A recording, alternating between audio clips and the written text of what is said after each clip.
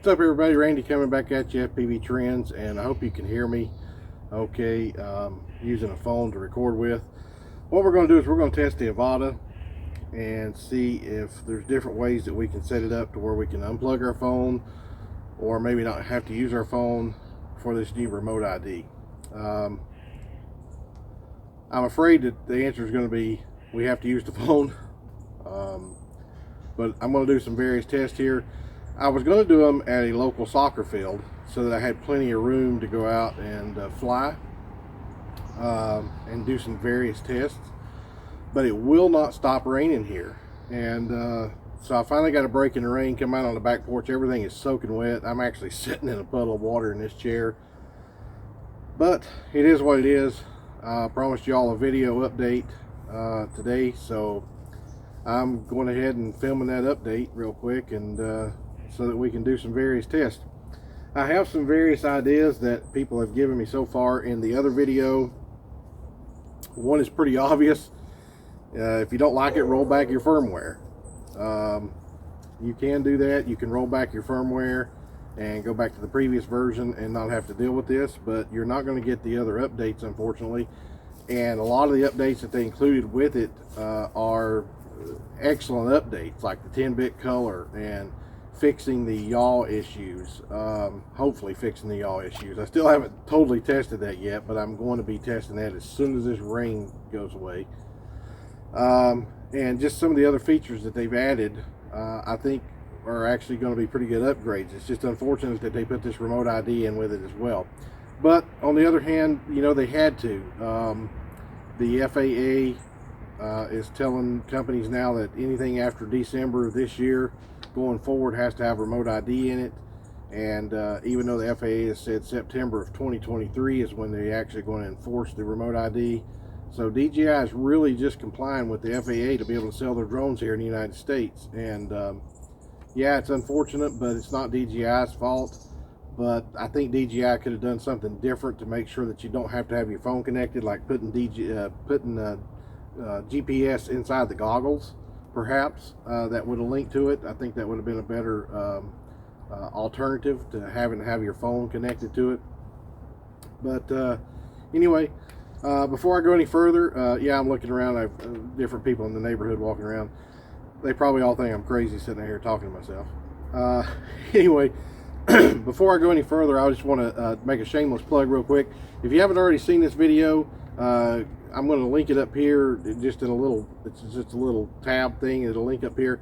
Go check it out after this video is over with, because I'm giving away some free drone tech props for the Avata, and you could win one set of 10. I'm going to give away 10 sets. Actually, it's A4 giving them away through me, but we're going to have a drawing coming up, and 10 lucky winners will win a complete set of drone tech props for the Avata. And they are those orange props, but you'll also get a set of the smoky gray props as well. So go ahead and click on that link that's showing up here somewhere. Some of the other comments was you should be able to take off if you do it before GPS lock is attained. If you need to slow it down, put a tinfoil hat on it. So I brought some tinfoil out here to see if we can cover up the GPS. Another one asked me, is the phone broadcasting data? I don't believe the phone is. I don't necessarily know exactly how to check that in my phone to see if it's broadcasting data. I think it's just using the phone's GPS as a pinpoint as to where you, the pilot, is at. I don't believe you have to have cellular connection. I don't think you have to have Wi-Fi connection or anything like that. I think you just turn your phone on and it just uses the built-in GPS to tell the Avata where you are located. Can someone confirm this is a problem when you fly in the CE environment but with FCC hack? I cannot confirm that. If somebody could confirm that in the comments, that would be awesome. I did reach out to Ian at Mads Tech and haven't heard back from him. He's a busy guy, so that's understandable that I haven't heard back from him. So I wasn't able to confirm that. Hey, Future Randy here. After filming, Ian did get back with me. Here's what he had to say. There's no need to use the fly app or unlock without the ham file over here. It may pop up the RID screen, but it does not block the flight. So thank you very much, Mads Tech, and check out his channel in the description below. somebody says disable the air sense. I'm not even sure how you would go about doing that. So if somebody knows, please leave it in the comments below. And then somebody says they shouldn't have locked it to where we can't turn it off, because we are able to fly legally without broadcasting remote ID in designated areas in the United States. So we should be allowed to turn this feature off. That is true. We do have places in the United States, and they're going to become more prevalent in the United States, where there are designated FAA free zones that you can go fly your drone. But here's the issue. The FAA is not going to allow companies to be able to allow you to turn that off, the remote ID off, because it would create a bigger issue of you just turning it off anywhere you wanted to. So this whole remote ID thing has to be hack proof. It has to be set to turn on at all times, to where nobody can turn it off or anything like that, or they would be breaking the FAA, not the FFA, the FAA rules and regulations, and then they would just tell DJI that they can no longer sell their drones here in America. So but that being said, let's go ahead and start with some of our tests and see what we can come up with.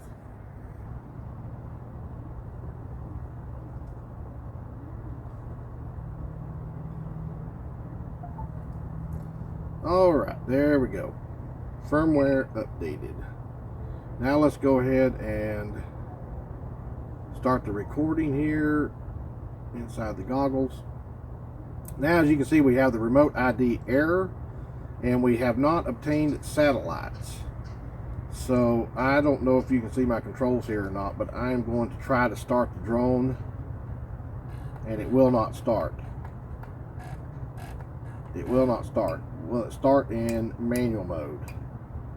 There's manual mode, and it will not arm in manual mode.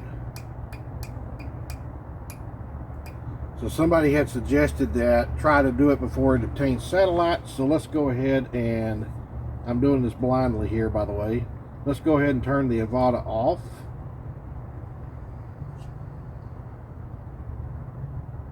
And let's turn the Avata back on and see if we can connect before it grabs satellites.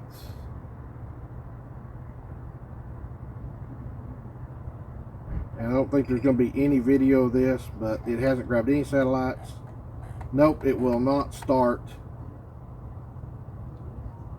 without grabbing satellites. It will not start. So let's try the next thing here. Let's put aluminum foil over it. Now, I'm not going to be taking off with this aluminum foil over this thing, so don't worry. But let's put the aluminum foil over it, and it's still getting 4 satellites, even with the aluminum foil over it, and it will not start. Okay, so I can confirm that aluminum foil is not working either. Alright, so let's take the aluminum foil off. Now let's see if we can start it. I got to get my cable out here, so give me just a moment. I didn't have my cable ready. And put it in my goggles. Let's see if I can do this without taking the goggles off. Yep, seems like I did. And let's go ahead and attach it to my phone. And I'm sorry, I don't have a phone recorder. Well, I may have a phone recorder. I don't know, but screen recorder, but I'm not familiar with it.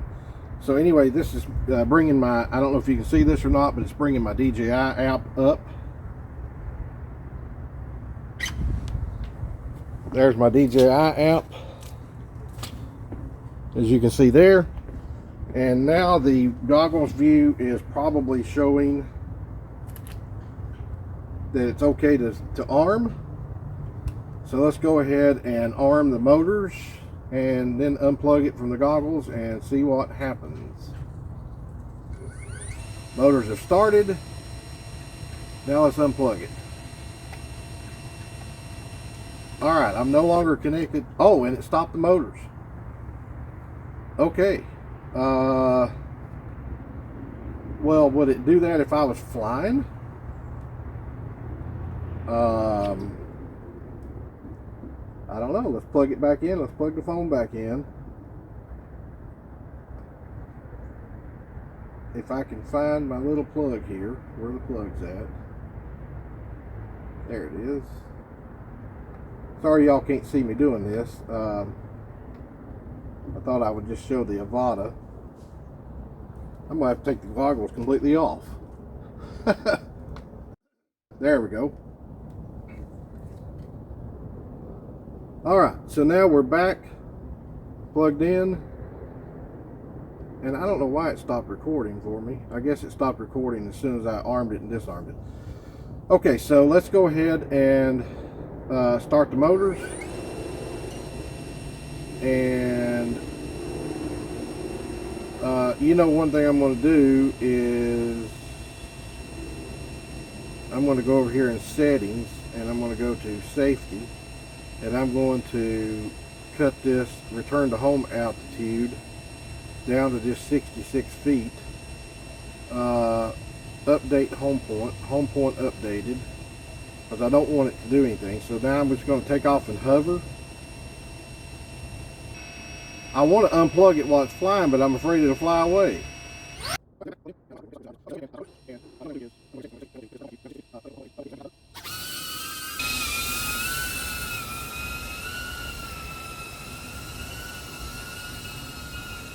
Okay, while I wouldn't recommend you do this, I have unplugged my phone. As you can see, it's got remote ID error in it, and I am flying.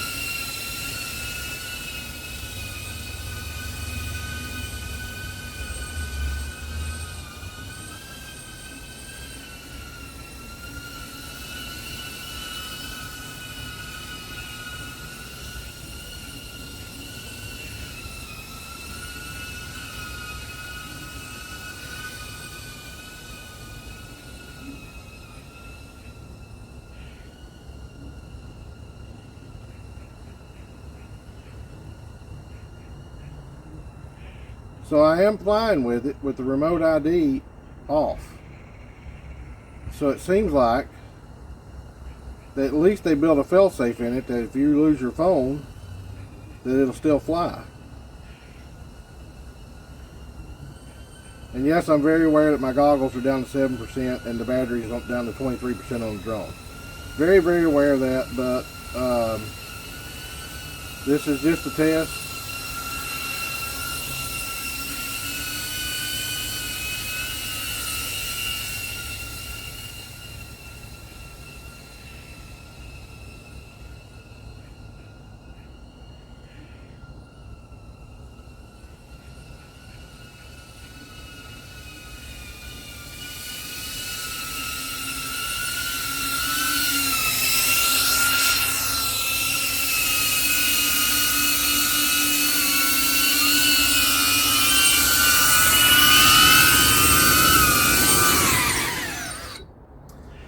Well, there you go. There you go. I was able to fly the Avata by unplugging the goggles. As you can see, my goggles are unplugged from my phone, and it flew. Now,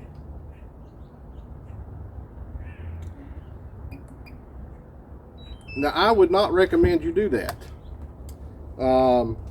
I would not recommend that at all, because we don't know what kind of adverse effects it can have on the Avata while it's flying. And you would hate for your Avata just to fly away or to go into return to home mode and not return back to where it was originally at, or something to that effect.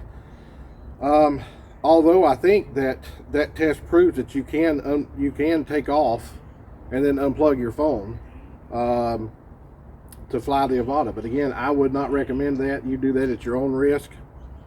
But here's my final thoughts on this. It's inevitable in the United States that the FAA is going to have remote ID. It's already done. It's a done deal.